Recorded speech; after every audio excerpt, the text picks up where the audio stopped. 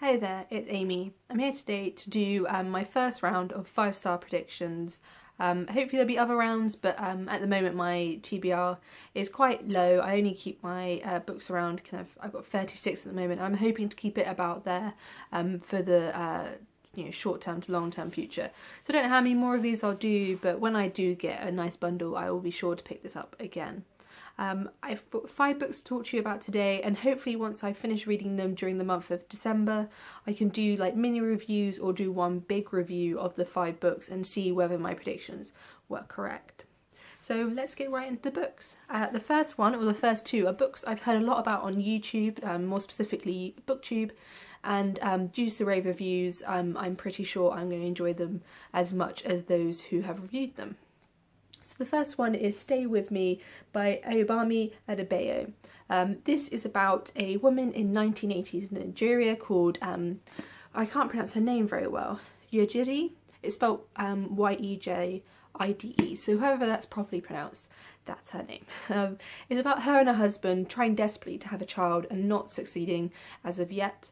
And then his family, the husband's family, growing impatient with this, and then getting the husband a second wife to help with the procreation of a child. And this leaves Yejide in a difficult position, and we visit her story and how she deals with this. As I've said, this had rave reviews, a lot of 5 stars given to it, and I'm really attracted to books that are set in Africa and more specifically Nigeria, so I'm hoping this one will be fantastic. The next book that I have, which has also been recommended on YouTube, is Geek Love by Catherine Dunn. This is about, what's her name, Lil Benelski and her husband.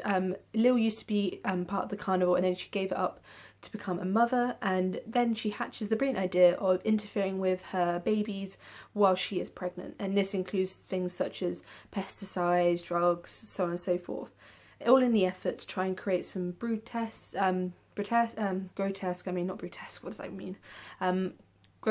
and kind of bizarre creatures or children that she can then create like a little carnival world for herself. Again, I've heard really good things about this book, and it sounds kind of the perfect mixture between kind of weird fiction, also maybe some magical realism in there, so that sounds really up my street, so we shall see. The next 3 are ones I've talked about before, and a couple of them are series that I'm continuing on with. And the first one being Assassin's Quest by Robin Hobb, which is the 3rd and final book in the Farseer trilogy.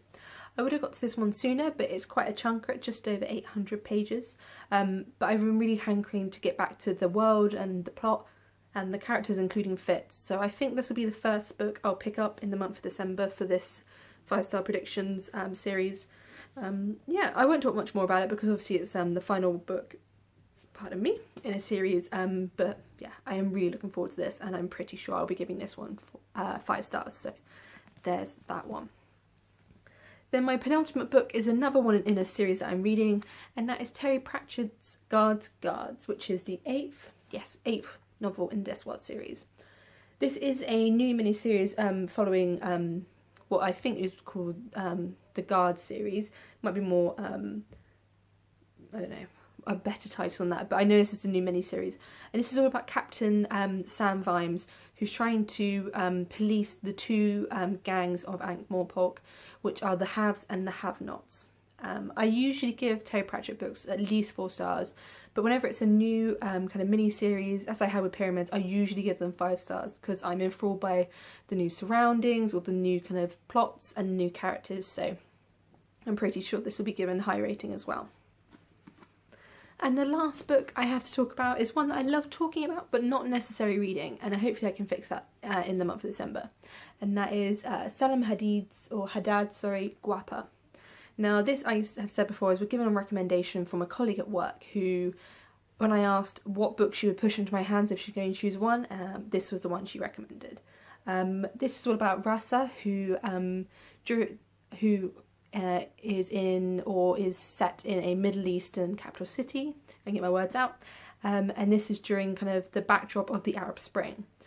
It's kind of dealing with 2 different plot points, one being his feeling of being torn between the Western society and Eastern society, and it's because he acts as a translator for some Western journalists, And the second plot is that he is a homosexual man, kind of covertly going about with another man who is set to be married. And then obviously we follow when all this unravels during the novel. I'm really looking forward to this. I haven't read a lot of stuff like this, and I really wish to read more set in the Middle East over the coming kind of months and years.